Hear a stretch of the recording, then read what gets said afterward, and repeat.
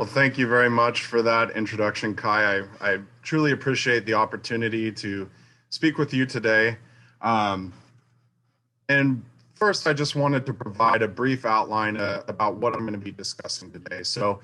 One of the things that, as a relatively new faculty member out here in California, an incredibly diverse state, and one of the things that I really wanted to determine was what factors are driving bull selection and management decisions. And so I'll talk a little bit about some work I've done with a survey out to producers, talking a little bit more about some of those influences that drive those decisions when people come to the Cal Poly Bull Test or any other bull sale.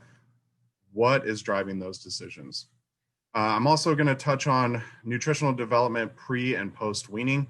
Obviously, many of the the speakers here today are going to talk about some of these periods and the incredibly impactful physiological processes going on during this period of time. And then I'm going to wrap up talking about bull management during the breeding season. Just to touch on those bull selection and management goals and ideals, obviously for those seed stock producers, the people that are actually producing genetics, they want to identify and sell the best genetics possible. And so one of the things that tends to happen, did I lose you there? Hey, Zach, no, we turned your camera off. It's your mic is cutting in and out a little bit, so we tried to make sure we're increasing the bandwidth. So sorry for that. No problem. Thank you for doing that. All right. And one of the ways that obviously we can start to select for some of those best genetics, a lot of producers that I've talked with at the Cal Poly Bull Test and other bull sales across the state really are focused on both a combination of phenotypic and genotypic selection. And so the utilization of contemporary groups cannot be overstated in terms of its importance to seed stock producers, as well as the confidence of those bull buyers. And ultimately, that nutritional development and management during the pre and post weaning period is incredibly impactful. And for those commercial producers that are buying genetics, really it's a huge investment for those producers. They want to focus on obviously a number of different characteristics, really focus on fertility, maternal versus terminal traits, and our bulls are obviously going to be a lot different with regard to those particular goals for a certain producer based on location and a number of different factors. What are we selecting for? And so because there's so many different factors that come into play, I created a survey that focused on some of those different factors. And so we actually sent out a physical copy in the form of a sale catalog where producers could fill out the survey by hand and mail back the survey to us. We also had the opportunity to take the survey online using the link or the QR code. And we actually sent out that survey to producers across the state of California, utilizing the California Cattlemen's Association membership list. And we received a 16% response rate so far, approximately 220 responses. We're still actively collecting data, but it's starting to wrap up now, and we're starting to develop the manuscript. And so today, the data I'm sharing with you are particularly focused on, we performed some summary statistics in chi-square, but again, these data are preliminary. Just to give you an idea of what's going on in terms of the California producer background, for the respondents, we had an average age of 61 years with approximately 27 years of experience. The preferred breed of bull that was purchased was Angus, and actually the preferred age at purchase was 18 months. So what we would typically classify as a long yearling in the industry. The average bull purchase price was around $5,000. And I started to look at longevity. I asked some questions about how long typically do you keep a bull in your herd? What are some of the factors that influence your culling decision, which we'll touch on a little bit later. And so there's some really interesting data coming out from this survey, particularly with regard to how bulls are managed once they're purchased. But before we get to that, I wanted to touch on some of the different EPD priorities. Unsurprisingly to us here in California, the highest priority was focused on those calving ease traits, as well as weaning weight for those commercial producers. And when we started to also look at some of the dollar value index EPDs, we saw beef value as the #1 priority, followed by weaned calf value, and so on and so forth, with some of our dollar grid, our dollar quality grade. Obviously, when we presented the decision-making process for our survey, we utilized the Angus EPD structure because it was fairly familiar with our producers. We had a pretty good idea of the preferred breed in the state of California, but we allowed some opportunities for obviously choices with other breeds as well. And then we asked some questions about selection criteria as well as marketing that we'll discuss here in a moment. But the majority of producers either agreed or strongly agreed that a bull preview and bull condition were incredibly important factors for their bull selection criteria. And what I want to draw your attention to, some of the things that I found fairly surprising with regard to genomically enhanced EPDs, just over 50% responded with a agree or strongly agree. And so along with some of the factors influencing decision making, we notice obviously that there are still some outreach extension activities that we can perform, knowing some of knowing what these data are starting to tell us. And with regard to marketing, I threw this one in there because I think it's kind of interesting to think about how loyal people are to a specific bull breeder.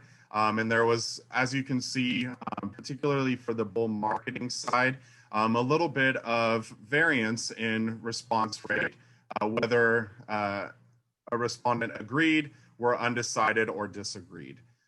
And particularly with regard to Facebook and social media, obviously with the revolution of social media, with cattle marketing, there may be some opportunity to really start the education process.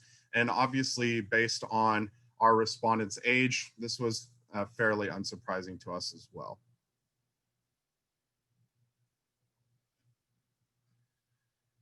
But what I was very, very interested in as well is really how are commercial producers managing their bulls after purchase. So once they leave the Cal Poly bull test, what's going on? How are they utilizing artificial insemination?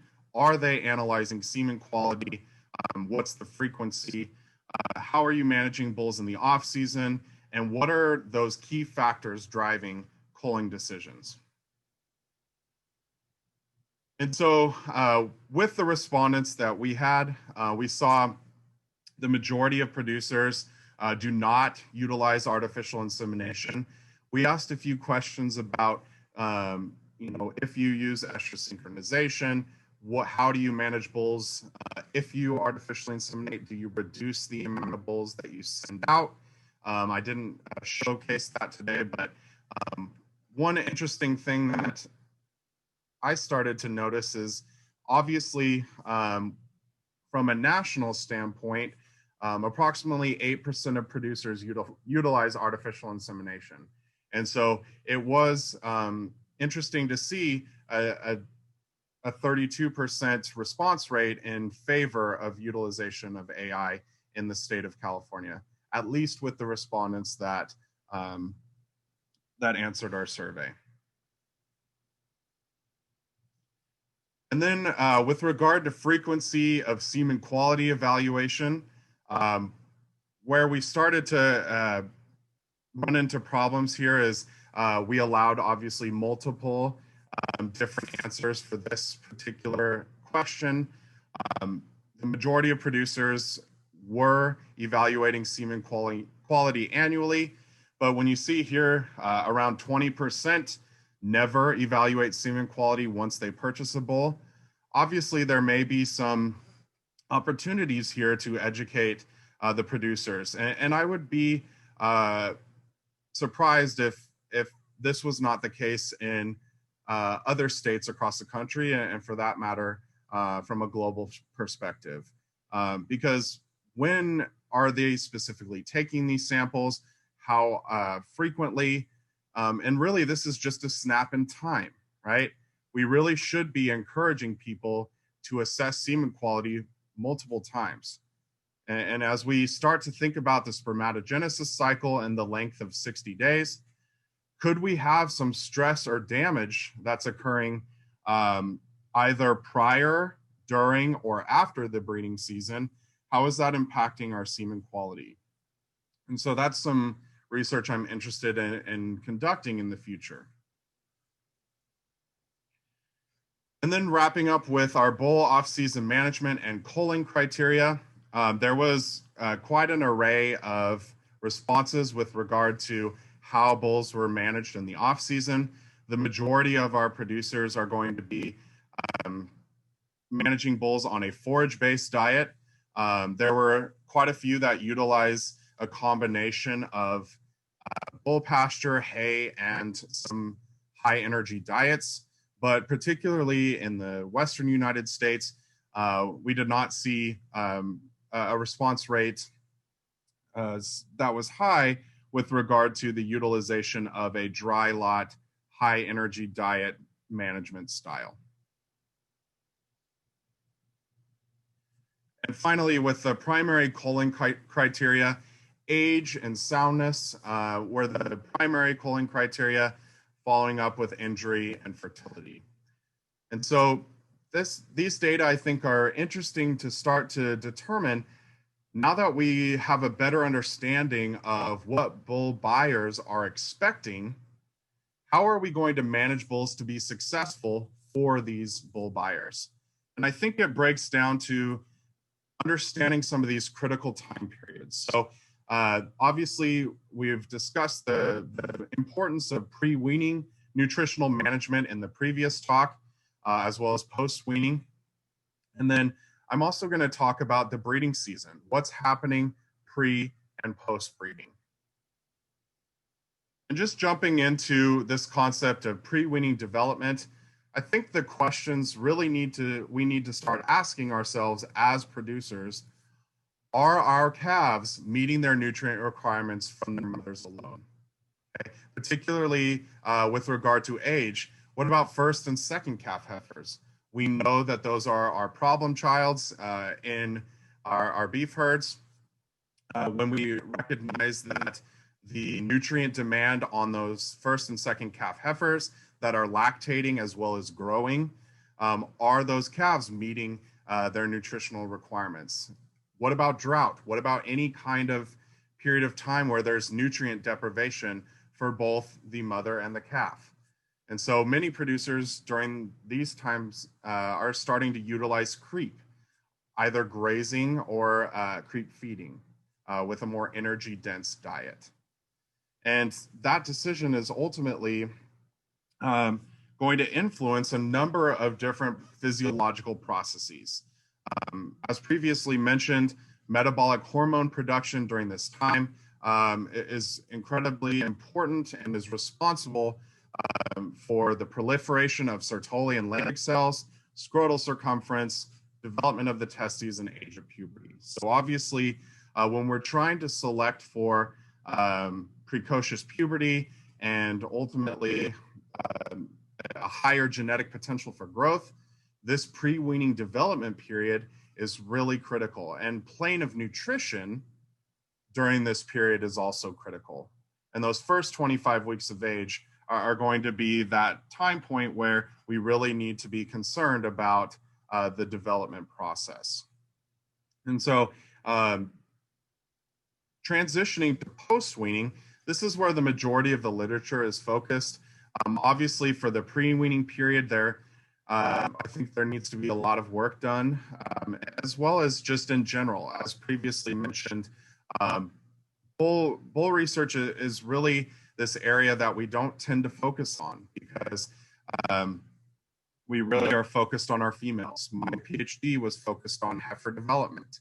And now that I'm here at Cal Poly and managing the bull test, I think there's some great opportunity here to start working on focusing on this period of bull development, as well as what's happening once those bulls start their first breeding season.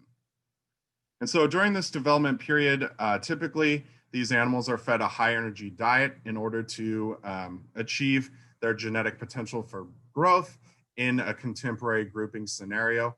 And a great example would be obviously the bull tests across the country, as well as globally.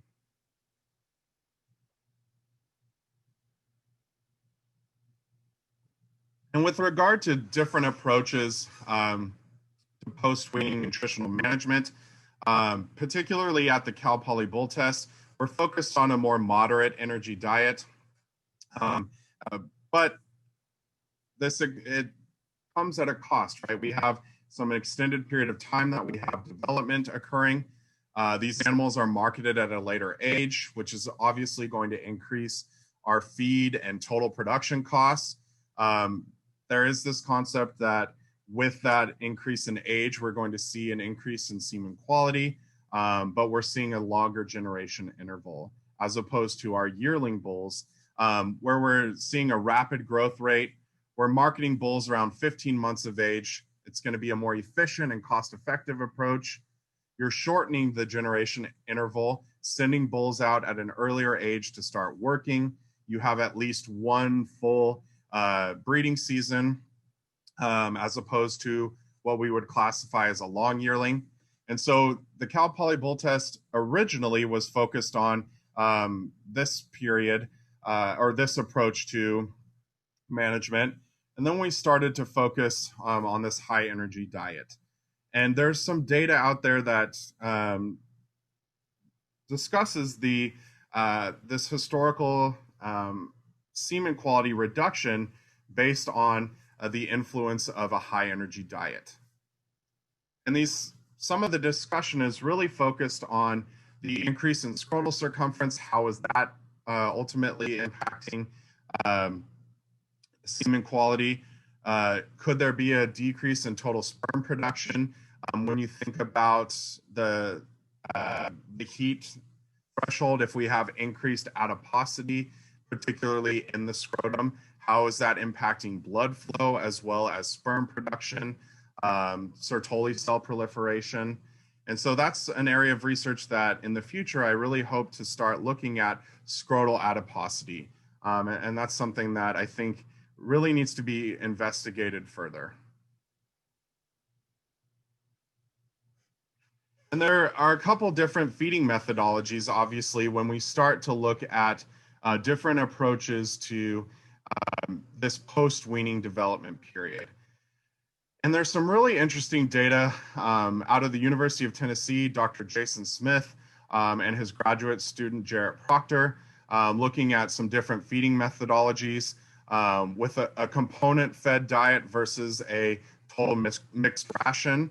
And the way that these methodologies were developed, we see here the TMR with a drastic difference in bulk density.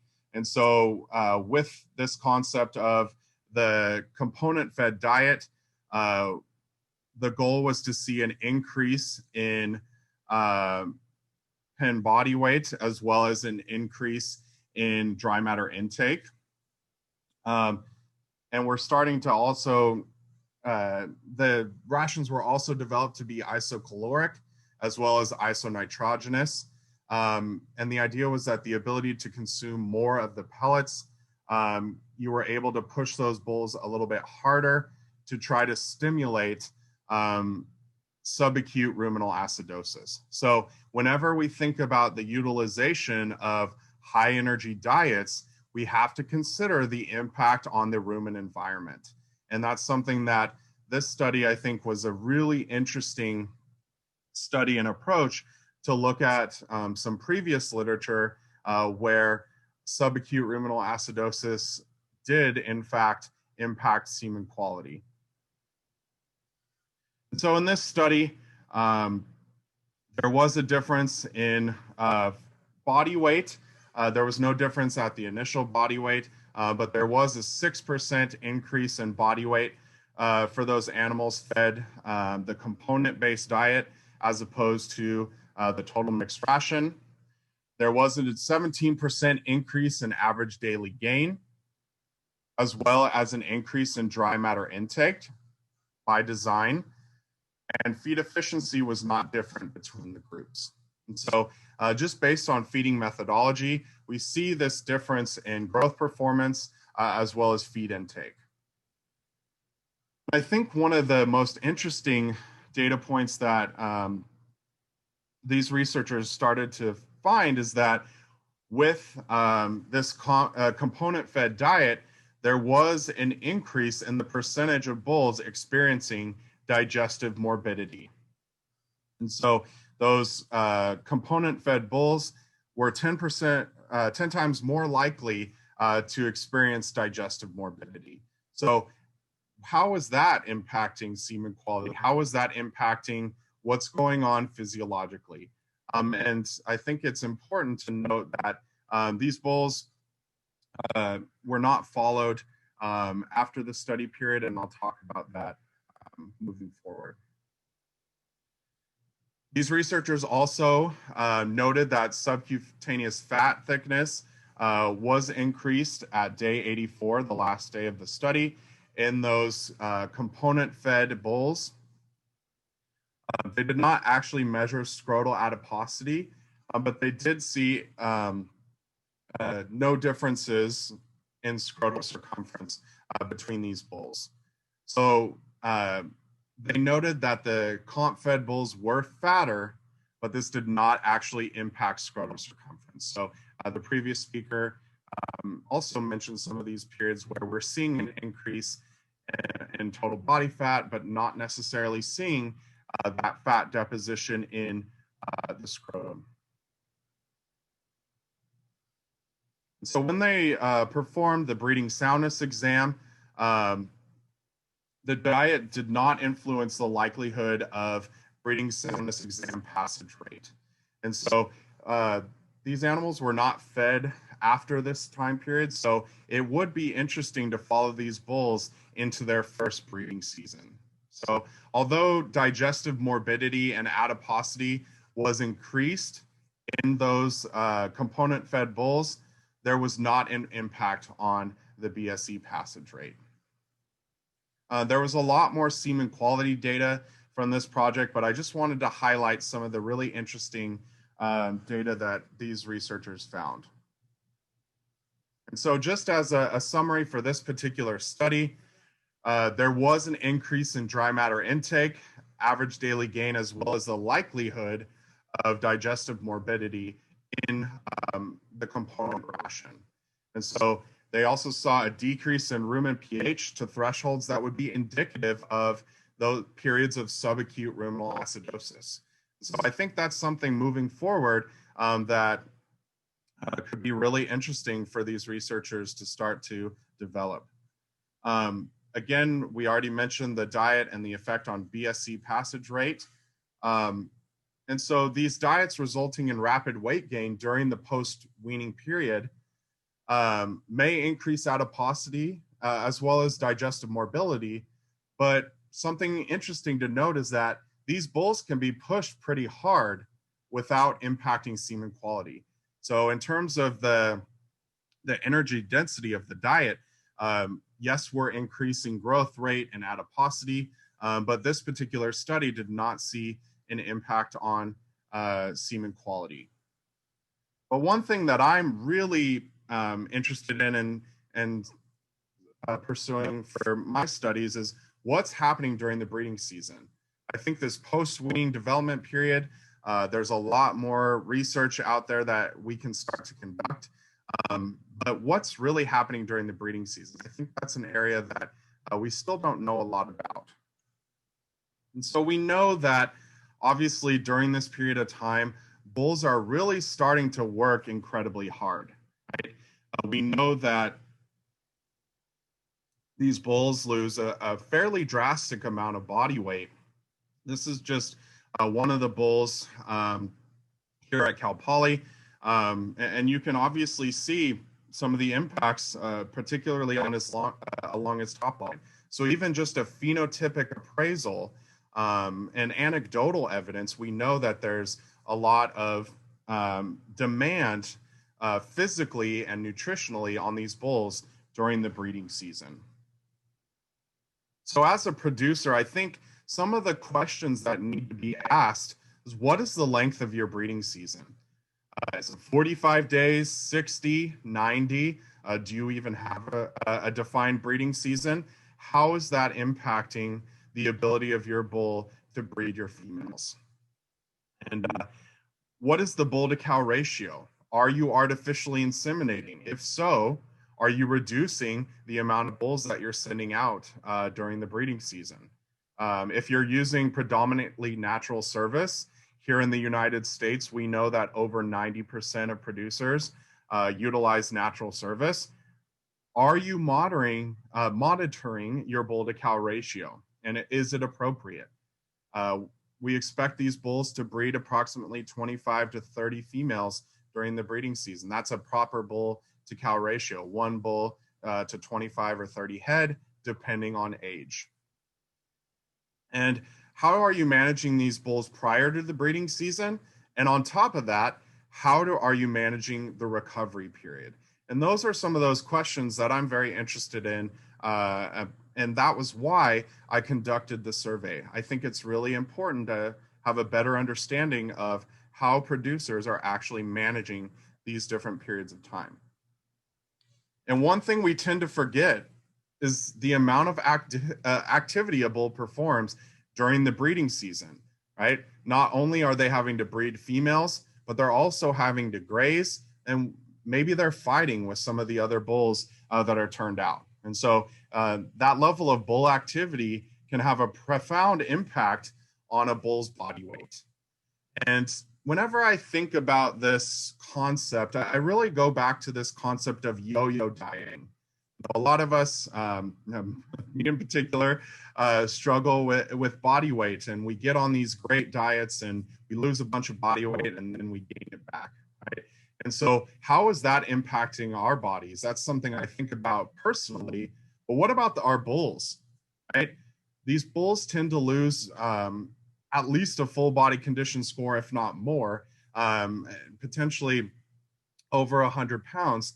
And how does that breeding season activity and body weight loss impact not only the breeding behavior and activity levels, but the metabolism as well as the fertility of these bulls? And so I had a discussion with Dr. Carl Dallin at North Dakota State. He's doing some really great research and in collaboration with Tom Geary, who's going to be talking probably about some of the data here today. I'm just giving a very brief overview of some of the data that Carl has presented at the National Animal Science meetings this summer. And we talk a lot about this concept of plane of nutrition and the impacts on metabolism and body composition, as well as fertility. And what really jump-started my passion for this particular concept is we know that body weight fluctuation has a profound impact on pregnancy success in our females. And we don't often talk about our bulls. And so what Carl did was look at this period of time prior to the breeding season, the spermatogenesis cycle, where we had this divergent plane of nutrition. We have bulls that were in a positive plane of nutrition, indicated by the pink bar, and the dashed green bar representing a period of negative energy balance for bulls. This study had 15 bulls and broken into these two treatment groups.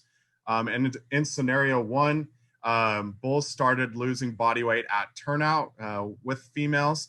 And in scenario two, we're looking at the starting of body weight loss before turnout. Okay. And so this plane of nutrition prior to the breeding season actually had an impact on body weight, body condition score, scrotal circumference, as well as ultrasound characteristics. So some of the examples that Carl showcased this summer was loin muscle area, percentage of intramuscular fat, and on those negative bulls represented by the green bar, the green dash bar, they had a lower body weight, body condition score, and the aforementioned characteristics. And along with that, hormones and metabolites were actually altered and were reflected by the divergence in plane of nutrition. And so one of the examples that really stood out was that bulls experiencing that negative energy balance prior to the breeding season, they were exhibiting an increase in circulating serum concentrations of non-esterified fatty acids. So they were mobilizing their body fat stores for energy production. And in terms of fertility, we already mentioned the impact on scrotal circumference. Those bulls experiencing those negative energy balance had a lower scrotal circumference during the entire study period. And Dr. Dallin also mentioned that plane of nutrition was indicative of altered motility and kinematic properties of sperm in frozen thawed semen, but not fresh semen. And so I believe that Dr. Geary is going to talk about those particular studies and some really interesting data out of that group. And I just wanted to highlight some of those moving forward. And so this concept of body weight fluctuation, I think, is really impactful and warrants further investigation. And so for the study that my graduate student started to perform last year, with our small herd at Cal Poly, we have 3 different ranches. So we actually had followed bull activity. So we used GPS collars on our bulls. All of our cows here at Cal Poly are artificially inseminated. We have approximately a 250 head herd here. And bulls are turned out approximately 14 days after timed artificial insemination. We have 3 different ranches. The Choro Ranch, where our young females are located, approximately 50 head on 582 acres. The Escuela Ranch, we have the majority of our herd on just under 2,000 acres. I apologize for those of you globally. I did not change to hectares. I can't do that math on top of my head, but we can talk later. And Serrano, our Serrano Ranch, we have some of our mature herd, and that is around 80 head with just under 1,500 acres. We turned out 2 to 3 bulls per ranch. All of these bulls were 2 to 3 years of age. On average, they were 2 years old. And we really, the reason I showcase the amount of head as well as the acreage, we did actually monitor some of the activity levels of these bulls based on their ranch location. And so I'll show some of the raw data in just a few slides. But I really am interested in bull activity during this period of time. I've also started to do some work into bull activity during the development period as well.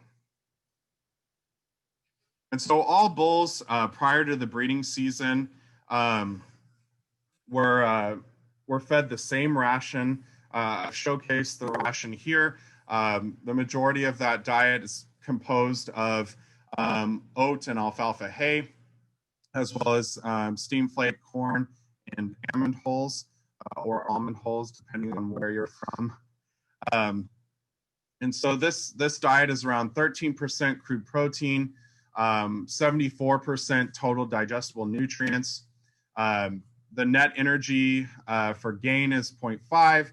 And I just wanted to showcase here that this is actually the diet that we also feed at the Cal Poly bull test. So we're feeding a similar ration to what these bulls that we have at Cal Poly. We keep a lot of our bulls after we develop them at the Cal Poly bull test. We keep them for ourselves to utilize in our breeding herd, and we followed them through their first breeding season.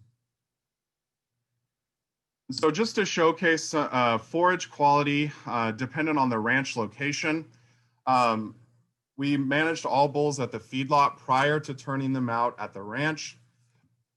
And you'll notice that at the beginning of the 65-day breeding season, we have a low quality forage present, okay, at all ranch locations.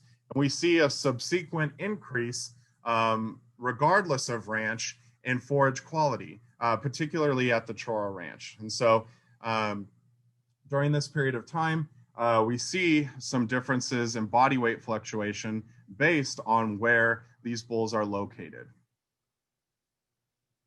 We did not want to, I wanted to mention that we did not want to manipulate nutritional management prior to turning these bulls out.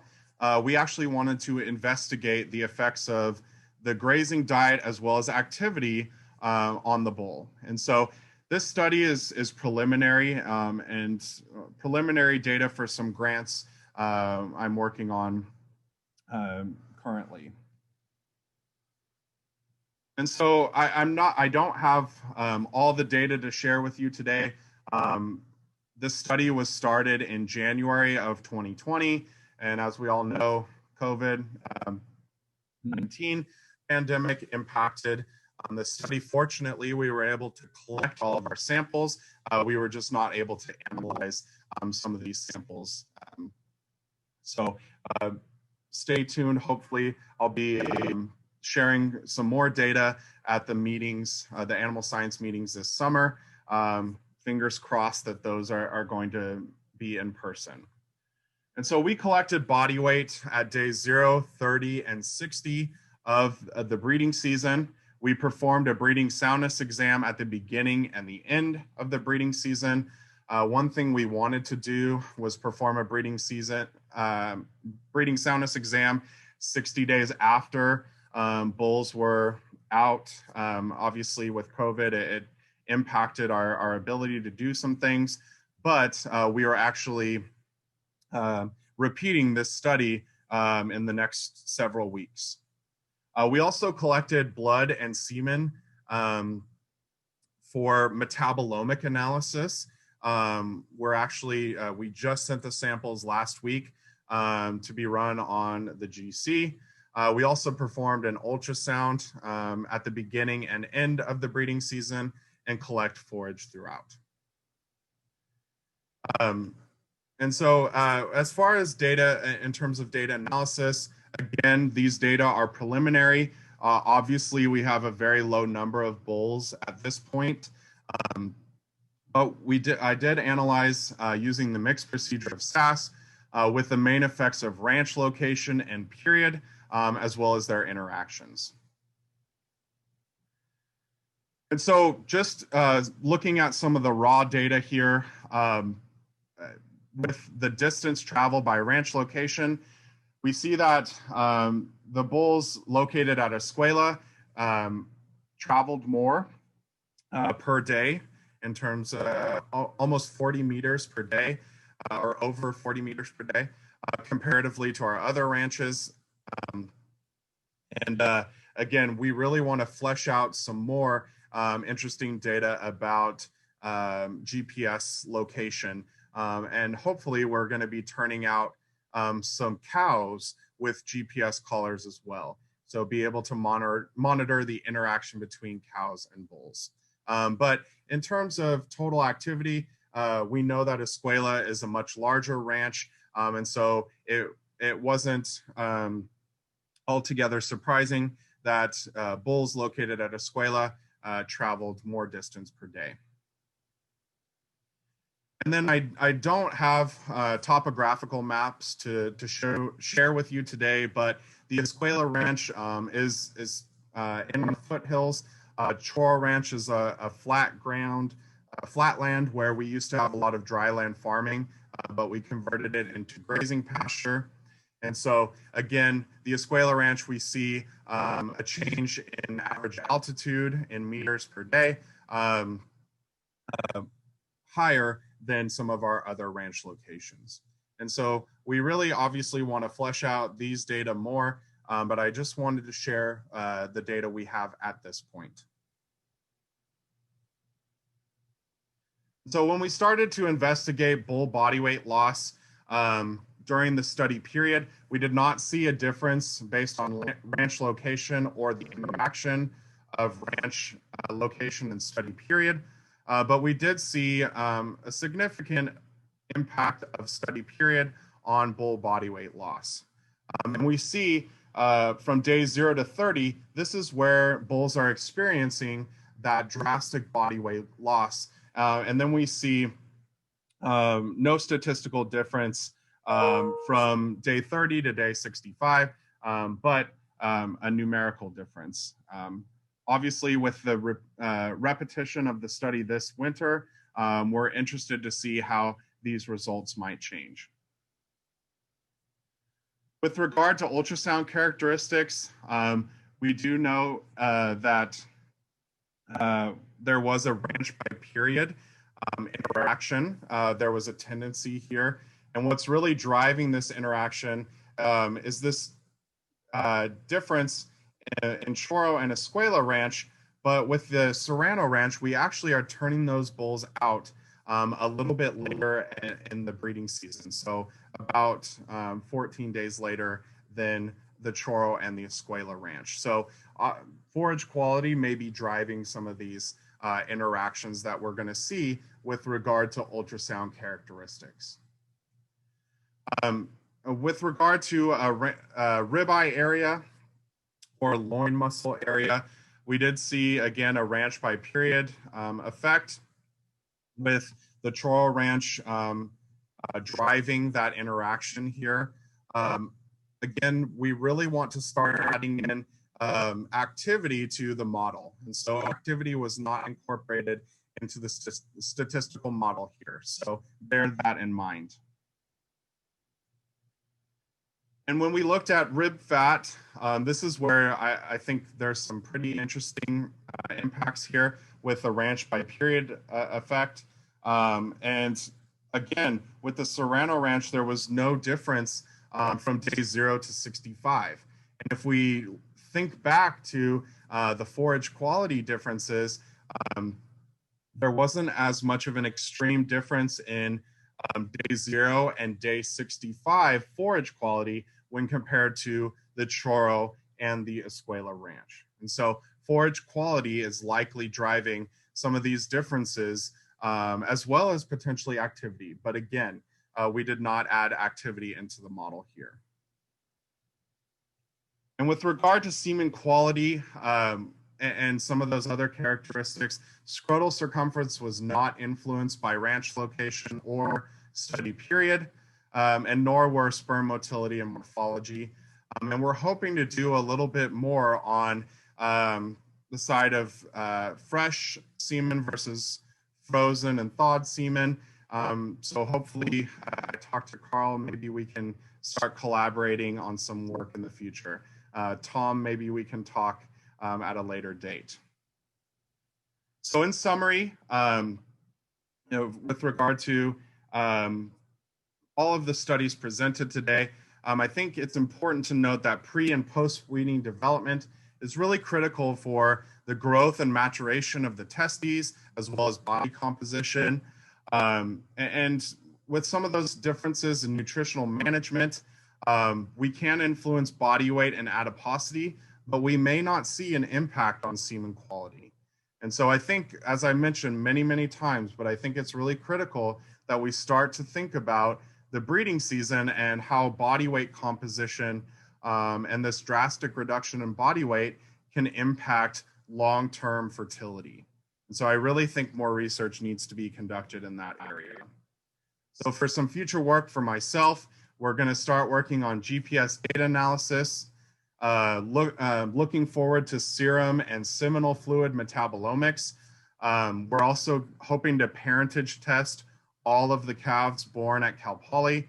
And I think there's some relevance for some different nutritional management techniques, either range developed versus feedlot developed, as well as how these bulls are managed pre and post breeding season with regard to nutritional management. And so I'd like to acknowledge all these people. I'm not going to go through everybody, but I'd particularly like to thank the California State University Agricultural Research Institute, as well as Carl and Jared and Dr. Jason Smith for sharing some of your data with me, as well as my colleagues listed here. So with that, I will open the floor for questions, and I really appreciate the opportunity to speak to you today and look forward to talking some more. Okay, thank you, Zach, for that talk. So we'll go ahead and get your questions into the Q&A box. We have time for a couple questions here live, and then we'll switch over and let Zach answer the rest of the questions. Zach, just a couple questions in regards to what do you think is an acceptable amount of weight loss during a breeding season for a bull? And yeah, go ahead with that one first, I guess. Absolutely. So, sorry, my internet must be bad. I'm right on campus, I promise. But I think, that's an interesting question, and I don't know if we have that answer. I think, one thing that I always think about is if we can develop these bulls so that they're not, they're a little harder when we turn them out. So they're not, fat as a roly-poly, turning them out, getting them ready to breed. I think an acceptable is maybe that full body condition score. We expect that to happen, right? In a grazing environment, for that level of activity that's expected of those bulls, there may be some opportunity to supplement their diet during the breeding season, maybe see some differences in the impact post-weaning, right? Or excuse me, post-breeding season. And so the recovery period is something I really am interested in investigating further. But, I think it's hard to really give a firm answer in terms of what I would deem acceptable in terms of body weight loss during the breeding season. But no matter what, we're going to see some body weight loss. So along those same lines, do you think that in bulls that are potentially gaining weight during the breeding season, one, are they not doing their job, potential libido issues there? Any idea, did any bulls in your study have this happen? Yeah, that's actually an excellent question. And I failed to mention the bulls at the Serrano Ranch, actually, because of the timing of turning those bulls out, they actually did, one of the bulls gained weight during that period of time. And some of the ultrasound data was indicative of the fact that these bulls were either maintaining or gaining body weight. And so I'm interested to see the DNA parentage for data in the future. And I think this question about libido is fascinating. And that's something I really am interested in pursuing as well, is can we monitor breeding behavior and activity? How do we do that successfully? One of the best ways to do that is to DNA test all of your calves, right? Obviously that comes at an expense, but you know, it gives you a pretty solid understanding of if your bulls are doing their job or not. And so that's an interesting point that you bring up, Dr. Poehler, is if bulls are not experiencing this drastic body weight loss, maybe that is indicative of a decrease in libido.